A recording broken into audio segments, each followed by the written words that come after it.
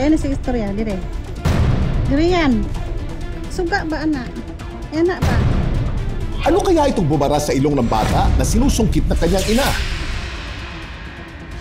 Para sa makukulit na bata, malaking tulong ang foam bilang cushion para hindi sila masaktan. Pero paano kung ang foam din pala ang magdudulot ng kanilang kapahamakan?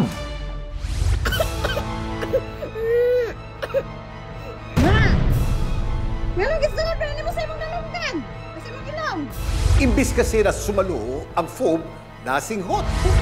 Ayan si istorya, dire. Parang masakit. Sabi niya, aray, kasi umiiyak na po siya eh. Natatakot na rin ako. Ala, delikado, alaoy.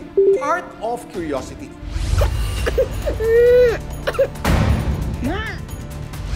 Ang 3 taong gulang na si Gian sa ospital kaya ang bagsak matapos ng isang pirasong foam bumara sa kanyang ilong. Sa Pagadian, Zamboanga del Sur, natagpuan namin ang ina ng bata na si Regeline. Kwento niya, ang foam na sinuksok ng anak sa ilong, hindi naman basta kalat sa buhay kundi gamit niya sa paghahanap buhay. Simple lang po yung pamilya namin, yung asawa ko, nagtatrabaho siya sa bilang isang technician cellphone, tapos ako, nagniniltek po ako. Yung po, panggamit yun ng pang-ombre, ng pang-nail design. Kailangan daw magdoble sipag ng mag-asawa dahil ang binubuhay nilang mga anak, hindi lang isa kundi 5. Ayan si istorya, dire. At noong February 18 nga, nangyari ang kinakatakutan ni Regeline. Alas 10 daw ng umaga noon at habang may kausap siya sa telepono, bigla na lang daw lumapit sa kanya si Gian na umiiyak.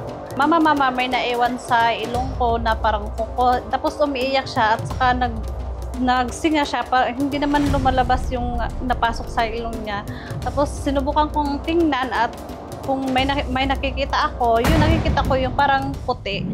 Sa liit ng butas ng ilong ng bata, hirap siyang maaninag ang nasa loob. Nang gamitan niya ng ilaw, doon niya nalamang hindi kuko kundi foam ang bumara sa ilong ng anak. Pabuti na lang at kumpleto sa mga gamit si Regeline bilang isang nail technician, Tiane, to the rescue. Nung una kong kinuha, medyo nairita siya, parang masakit. Sabi niya, aray. Pati ni Regeline nahirap sa paghinga ang kanyang anak, kaya ang foam kailangan na niyang makuha ng mabilisan. Parang nataranta ako nung time na yon. Sabi ko sa isip ko, pag hindi ko maalis yun, pupunta ka talaga kami ng doktor kasi umiiyak na po siya eh. Natatakot na rin ako kung ano yung mangyari sa kanya. Naku po, ang foam na bumara sa ilong ng bata, makuha pa kaya? Samantala, ano nga bang posibleng mangyari kapag ang bumarang foam hindi na matanggal? Yung foam eventually mabubulok yun, magkakaroon ng parang foul smell, babaho. Definitely magkakaroon ng infection yung bata. And magfi-fever. Worst case, pwede siyang magkaroon ng sepsis, ma-infect yung pati yung dugo niya, Magkakaroon siya ng infection which can be life-threatening pag napabayaan talaga. At kung nagkataon naman daw na malaki ang bumara, maharangan daw nito ang daanan ng hangin sa ilong at mahihirapang huminga ang bata. Malaki po, ano po ang pinakamalalang na ipasok niya sa ilong niya? Pellet gun. Pellet gun? Yung buong barel, kumasya po ron? Ginanon niya. Ginanon niya? Hindi naman niya kinalabit yung gatilyo? Kinalabit niya. Kinalabit? Kaya napasok. Ano po, paano niyo natanggal yung pellet gun sa ilong? po sa ospital. Kayo po, ano po naipasok niyo sa ilong niya na pinakamalaking bagay? Sipon lang. Ay! Pero ang ginagawang pagdukot ni Regeline ng foam sa ilong ng anak, tama nga ba? Anong masasabi ng eksperto dyan? Kung nakita mo, matalas yung dulo at saka naka-flare out. So it's very possible na masugat niya yung ilong. Dapat dinala yun sa doktor.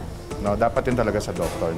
Anytime na may pumasok na foreign body, you have to bring the patient to a doctor. Pumasok na foreign body sa ilong, sa tenga, or sa ano. Kasi for one thing, hindi tayo sure kung yun lang yung pumasok.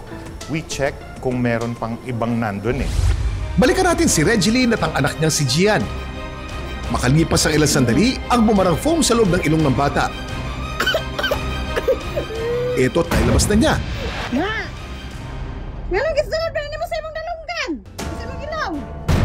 Natutuwa ako yung nakuha ko na po yung foam. Si Gian maayos naman daw ang lagay ngayon. Ang nangyaring sungkitan, na videohan din ng anak ni Regeline. Sige, videohan mo. Para din makikita niya kung ano yung na ginagawa niya sa ilong niya para din may ano siya na hindi na niya gagawin ulit yung para matakot na siya.